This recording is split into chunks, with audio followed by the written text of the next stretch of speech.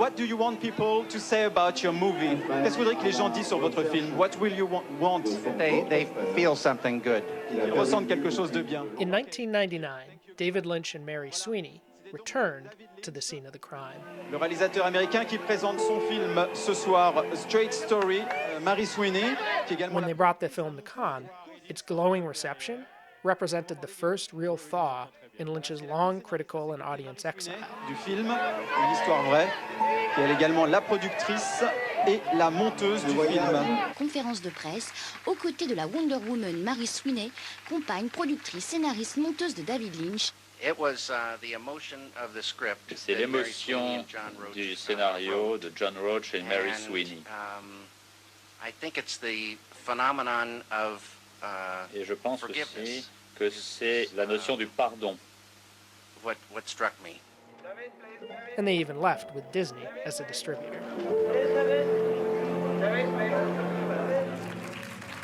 2 years after this, it's very, very nice to be here.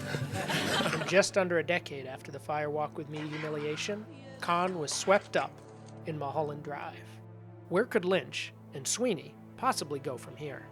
For a while, he simply wallowed in the well-earned bliss. I was told that you cast with looking at the photographs.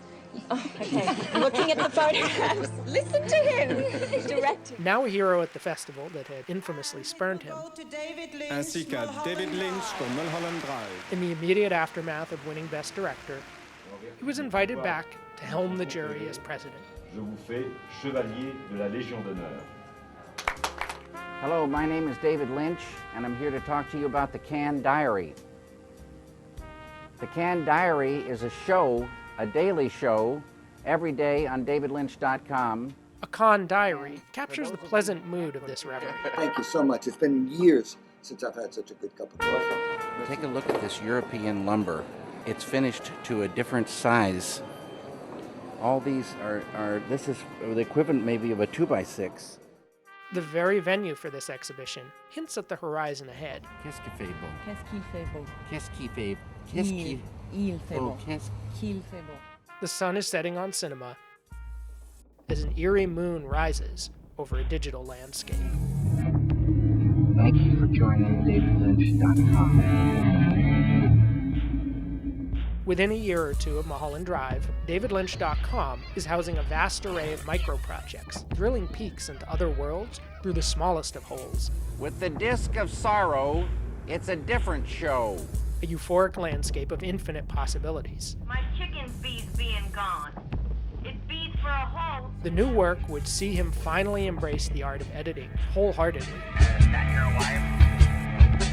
Yeah. As the final direct expression of his creativity.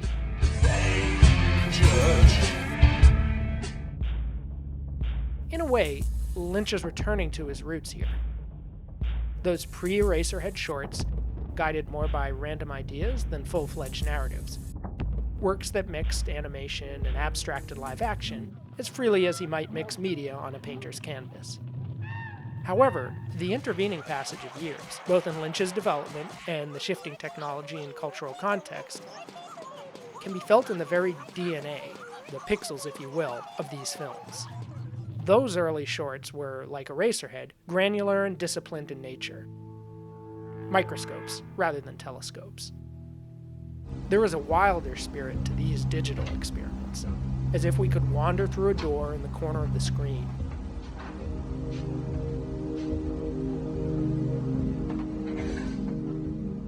Or into the open distance that lies beyond.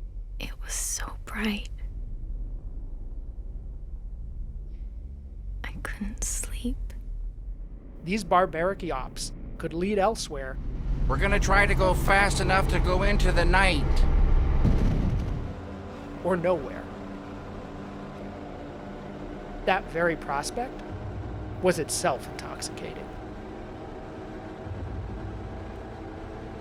As it turned out, they would lead somewhere. All of a sudden, it was dark.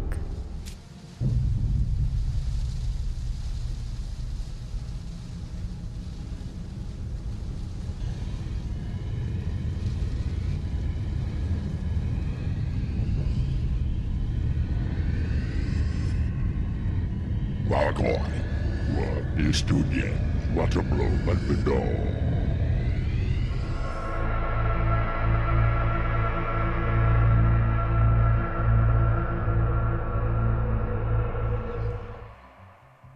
Just as Lynch's last pre-Sweeney film anticipates the tempo that he would fully attain in his coming works, without yet quite capturing their spirit,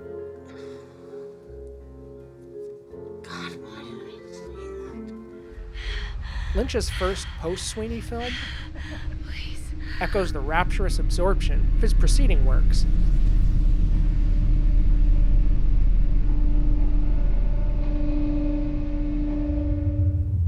But the relaxed yet still cohesive form that expressed these impulses? Hey, pretty girl. Time to wake up. Has already begun to dissipate.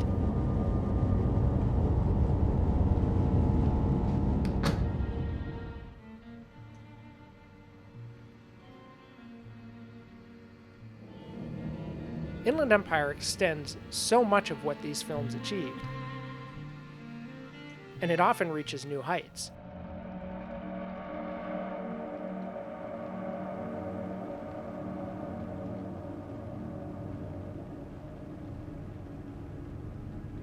But something is lost as well as gained.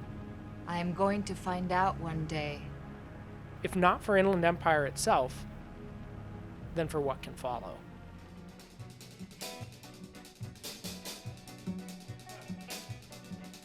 It's difficult to determine why exactly Lynch's 10th feature would be, for 14 years and counting, his last. What's more surprising is that Lynch's burst of inspired short filmmaking also fizzled in the wake of their coalescence into Inland Empire. Perhaps infinite possibilities are a few too many.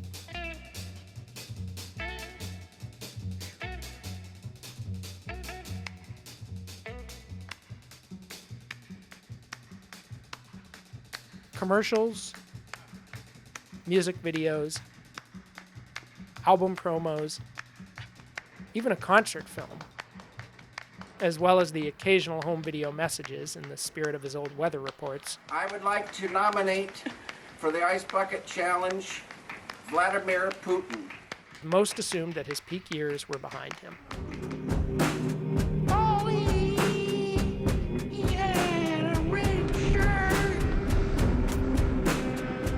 Some of these works were inspired, foremost among them a backyard party that could proudly sit beside the Pink Room and This Is It, with its own decidedly giddy, goofy portrayal of over-the-top depravity.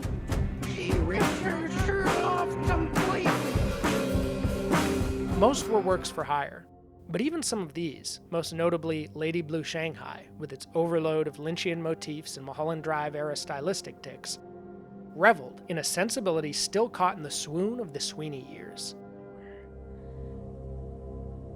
I want to see it. Last expressions, as it would turn out. Because once Lynch threw himself into filmmaking full-time again, it became clear that he had moved far away from the romantic impressionism of those middle years, a style once naively called late Lynch.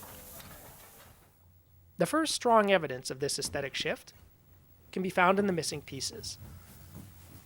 Now don't forget, it's Johnny Horn's birthday today. Edited, in some cases perhaps re-edited, by Lynch himself rather than Sweeney. Don't forget. The calmer, more cerebral nature of these sequences has already been discussed. Even unto the horse bridles by the space of 1,600. As a reflection of the town versus Laura's point of view.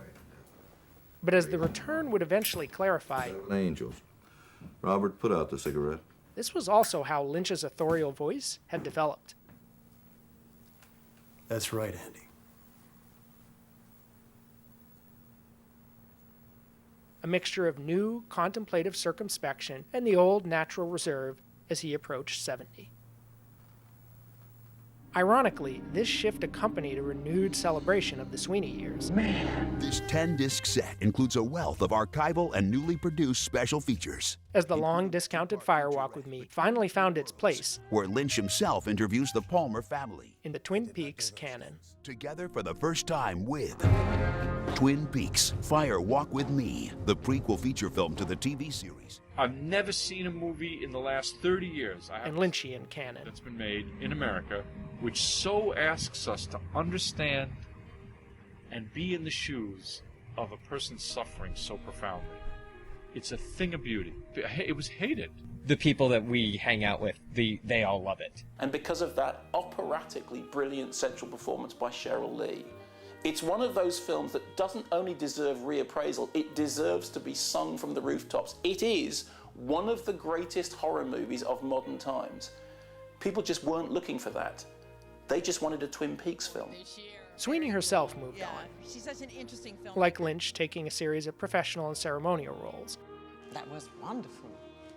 Writer, producer, professor. I teach at USC. I teach graduate students feature screenwriting. She hasn't edited another director's work since winning the BAFTA for Mulholland Drive. Instead, alongside these other industry positions, she's branched out into directing herself. With a couple short films, a silent romance and experimental collage, whose graceful movements and elegant cross dissolves continue the aesthetic she developed as an editor. Between these, her feature debut, Baraboo, offers a homespun Midwestern family and community portrait very much in the spirit of the straight story, except anchored in a quiet woodland motel rather than guided along a lawnmower-etched route down the highway. This naturalistic slice of life doesn't bear much resemblance to the bustling small town depicted in the original Twin Peaks. But curiously, Baraboo does hint at the Twin Peaks yet to come. Its depiction of a hard-hit but stoic rural America, haunted by the ravages of distant wars. He was killed the day he got back to Iraq. And the disturbing influx of drugs.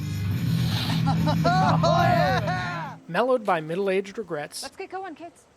And enduring economic precarity. How long you think it'll stand?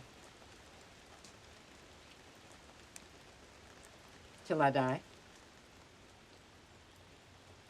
Baraboo feels like it takes place just next door to Carl Rodd's trailer park.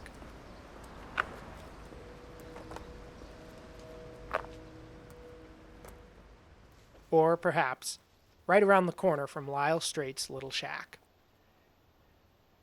Lyle?